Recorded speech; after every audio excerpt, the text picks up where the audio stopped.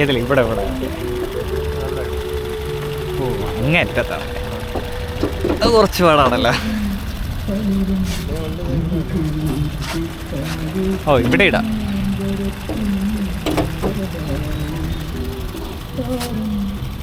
Engine capacity ഒക്കെ എത്രയാണ് വരുന്നത്? 1.5. ഓക്കെ.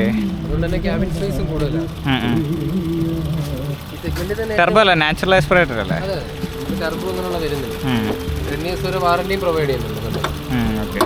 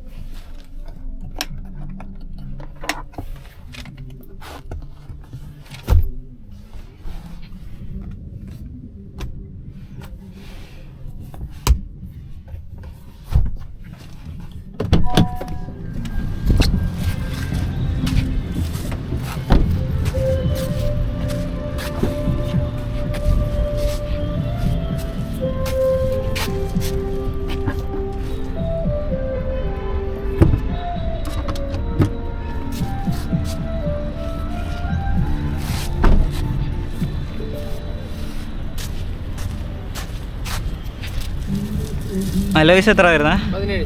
17. 215, 55, 670. ഓക്കെ. ആ ഓക്കെ. ഗ്രൗണ്ട് ക്ലിയറൻസ് എത്ര? 20 mm okay. 458 litre boot space വരും. ഓക്കെ. കയറി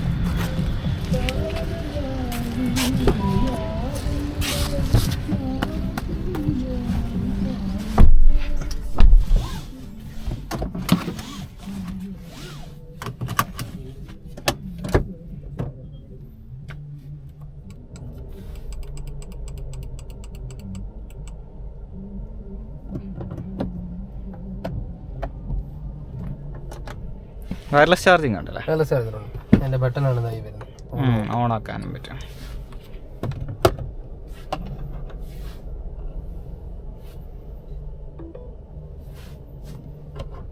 അങ്ങനെ കാണാൻ പറ്റത്തില്ല. ട്രൈ ചെയ്യാം.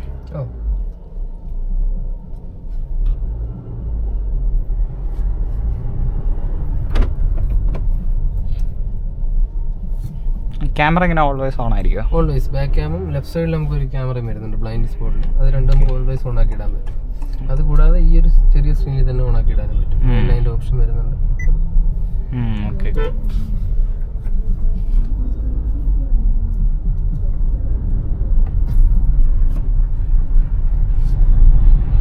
ഡാഷ് ക്യാം അഡീഷണൽ ആണ്? നമുക്ക് ആക്സറീസിൽ ചെയ്യാൻ പറ്റും. ഡാഷ് ക്യാം ആണെങ്കിലും 360 ക്യാമറ ആണെങ്കിലും നമുക്ക് അഡീഷണൽ ആക്സറീസിൽ ചെയ്യാം. ഓക്കെ. വിത്ത് വാറണ്ടി പ്രൊവൈഡഡ് ആയിരിക്കും. വയർ കട്ടിങ്ങോ അങ്ങനെയൊന്നും വരുന്നില്ല.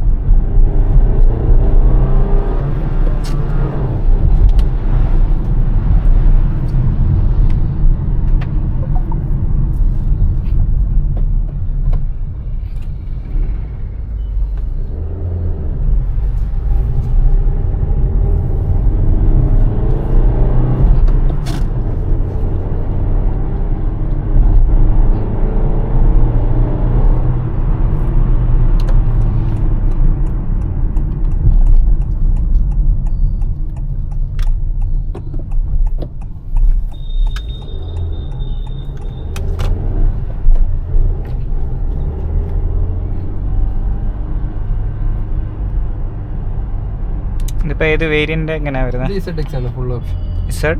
ZX. ഓക്കെ, ഫുൾ ഓപ്ഷൻ ആയിരുന്നു. ഇതിനകത്താണ് നമുക്ക് 6 എയർ ബാഗ് അഡാസ് ഫീച്ചേഴ്സ് എല്ലാം വരുന്നത് ഇതിനകത്താണ്. അഡാസ് ഏത് ലെവലാണ് വരുന്നത്? ലെവൽ 2 ആണ് വരുന്നത്. ഓക്കെ.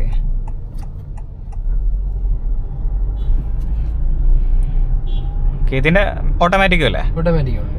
ഇതിൻ്റെ ഓൺ റോഡ് പ്രൈസ് വരുമ്പോഴത്തേക്കും നമുക്കൊരു 18 ലക്ഷം രൂപ 18,000 നമുക്ക് ഓൺ റോഡ് ഇറങ്ങാൻ പറ്റും. മാനുവൽ ഓപ്ഷൻ ആണെന്നുണ്ടെങ്കിൽ നമുക്ക് ഓട്ടോമാറ്റിക് ആണെന്നുണ്ടെങ്കിൽ നമുക്കൊരു 20 ലക്ഷത്തിനകത്ത് ഓട്ടോമാറ്റിക് കിട്ടും. ഓക്കെ.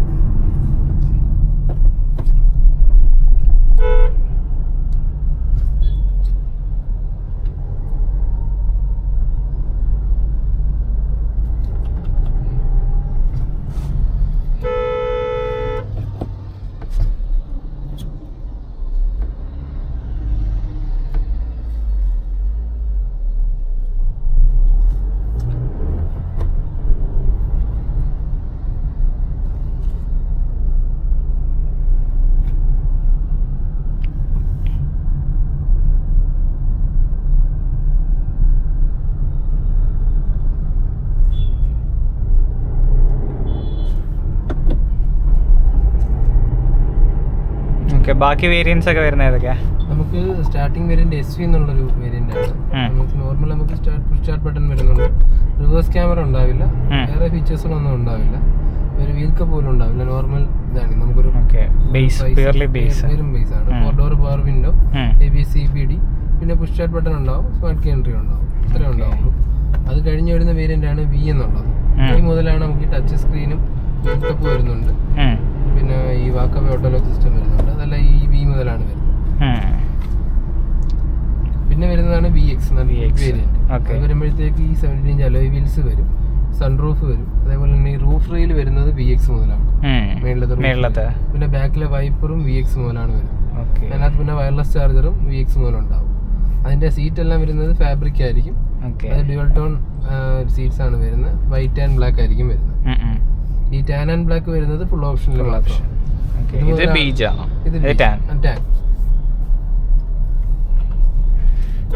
ZX ഈ ഫുൾ ഓപ്ഷനിൽ മുതലാണ് ഈ അഡാസ് ഫീച്ചേഴ്സ്, 6 എയർ ബാഗ് വരുന്നത്, ടാൻ ആൻഡ് ബ്ലാക്ക് ഈ ലെതർ സീറ്റ്സ് വരുന്നത് എല്ലാം ഈ ZX മുതലാണ്. ഓക്കെ.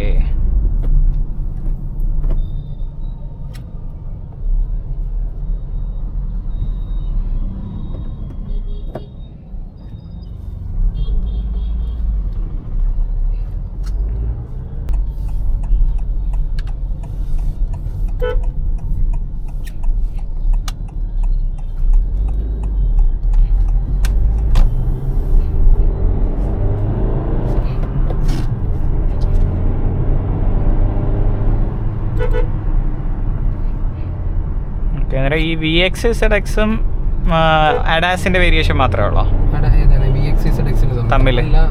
VX-നകത്ത് ഡ്യുവൽ എയർ ബാഗ്സ് ഉണ്ടാവും. ഓക്കെ, ഇത് 6 എയർ ബാഗ്സ് ഉണ്ടാവും. പിന്നെ വരുന്ന ലെതർ സീറ്റ്സ് ഒന്നും VX-നകത്ത് ഉണ്ടാവില്ല.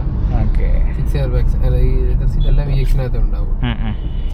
പിന്നെ വരുന്ന വേറൊരു വ്യത്യാസം, നമുക്ക് ഈ ഒരു ഹാൻഡിൽ ഡോർസ് ഉണ്ടല്ലോ, അതിനകത്ത് വരുന്ന ക്രോം വരുന്നത് ZX-ൽ മാത്രമേ ഉള്ളൂ. അതിനകത്ത് ബോഡി കളർ തന്നെ ആയിരിക്കും. ലെഫ്റ്റ് സൈഡിൽ നമ്മൾ ഈ ബ്ലൈൻഡ് സ്പോട്ടിലെ ക്യാമറ എല്ലാം VX മുതൽ തന്നെ വരുന്നത്. ഓ ശരി.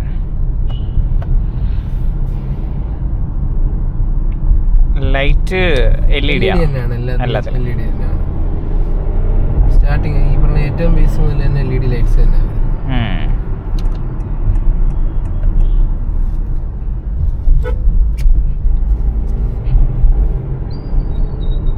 ഇത് മാറ്റിയിട്ട് മറ്റേതാക്കണമെങ്കിൽ അല്ല, മറ്റേ ലൈക്ക് റിയർ വ്യൂ കാണിക്കുന്നില്ല.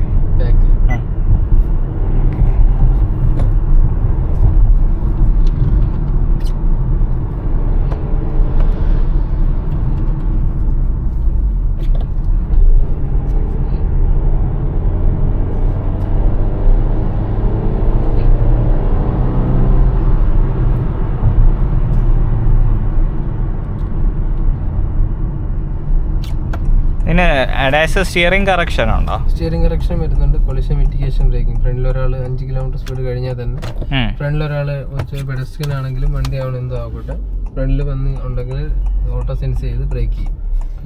നമ്മൾ ബ്രേക്ക് ചെയ്തില്ലാന്നുണ്ടെങ്കിൽ വണ്ടി തന്നെ ഓട്ടോ ബ്രേക്ക് ചെയ്യും. അതിന് മുന്നായിട്ട് തന്നെ 2 അലർട്ട് ഉണ്ടാവും. ഒന്ന് നമുക്കൊരു വൈബ്രേഷൻ ഉണ്ടാവും, പിന്നെ ഒരു ബീപ്പ് സൗണ്ട് ഉണ്ടാവും, പിന്നെയാണ് നമുക്ക് വണ്ടി തന്നെ അല്ല ഈ ബ്രേക്ക് ചെയ്യും. ഓക്കെ. അതേപോലെ തന്നെ ലൈൻ കീപ്പ്, ഈ ലൈനുള്ള റോഡിലാണെന്നുണ്ടെങ്കിൽ ഈ ലൈൻ കീപ്പ് ചെയ്ത് തന്നെ വണ്ടി ഇപ്പൊ ലൈനിന്റെ ഇത് കാണിച്ചിട്ട് നമ്മൾ സ്റ്റിയറിംഗ് ആയിട്ട് ഓട്ടോമാറ്റിക്കലി കറക്റ്റ് ചെയ്യും.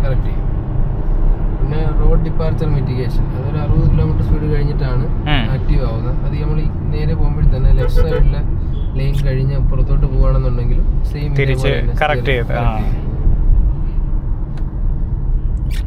മൈലേജ് ഫിഗേഴ്സ് ഒക്കെ നമുക്കൊരു ആവറേജ് ഒരു 15 നമുക്ക് മൈലേജ് കിട്ടും. നമുക്ക് CVT ആയതുകൊണ്ട് ഓട്ടോമാറ്റിക്കിനും വലിയ വ്യത്യാസമില്ല, സെയിം തന്നെയാണ്. ഓക്കെ.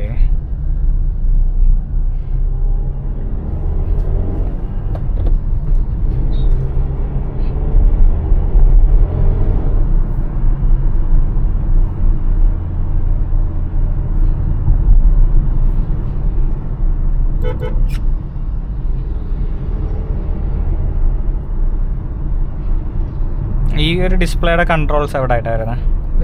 ഈ ഹോം ബട്ടൺ ഞെക്കിയിട്ട് സ്ക്രോൾ ആണല്ലേ? സ്ക്രോളാണ്.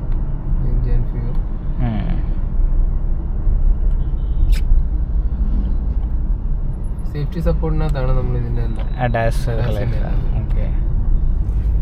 സിറ്റിയുടെ സിമിലർ ക്ലസ്റ്റർ തന്നെ അല്ലേ? പിന്നെന്താ പറയാ, നമുക്ക് ഇതിനകത്ത് അഡാപ്റ്റീവ് ക്രൂസ് കൺട്രോളും വരുന്നുണ്ട്. വണ്ടി പോകുന്ന വണ്ടിയുടെ സ്പീഡ് അനുസരിച്ച് അഡ്ജസ്റ്റ് ചെയ്ത് നമ്മൾ വണ്ടിയും ബാക്കിൽ ഫോളോ ചെയ്തു. ഓക്കെ. പിന്നെ വേറെ ഒന്നും വെച്ചാൽ സിറ്റിയുടെ പ്ലാറ്റ്ഫോം തന്നെ ആയതുകൊണ്ട് ബെസ്റ്റ് ക്യാബിൻ സ്പേസ് തന്നെയാണ് നമുക്ക് അകത്തേക്ക് കിട്ടുന്നത്. ബാക്കിൽ ഇരുന്നാലും നമ്മൾ സീറ്റ് ഫുള്ള് ബാക്കിലിട്ടാലും നല്ലൊരു ഹൈറ്റ് ഉള്ള ആളാണെങ്കിൽ പോലും നമുക്ക് കാല് തമ്മിൽ കൂട്ടി തട്ടില്ല, കാലും സീറ്റും തമ്മിൽ. ക്യാബിൻ സ്പേസും ലെഗ് റൂം നല്ലതാണ്. പിന്നെ ബാക്കിൽ ബൂട്ട് സ്പേസ് ആണെങ്കിൽ 458 ലിറ്റർ വരുന്നുണ്ട്. സിറ്റിക്ക് ഏകദേശം 506 ആണ് വരുന്നത്. ഏകദേശം അതിനടുത്ത് തന്നെ വരുന്നുണ്ട്. ഓക്കെ.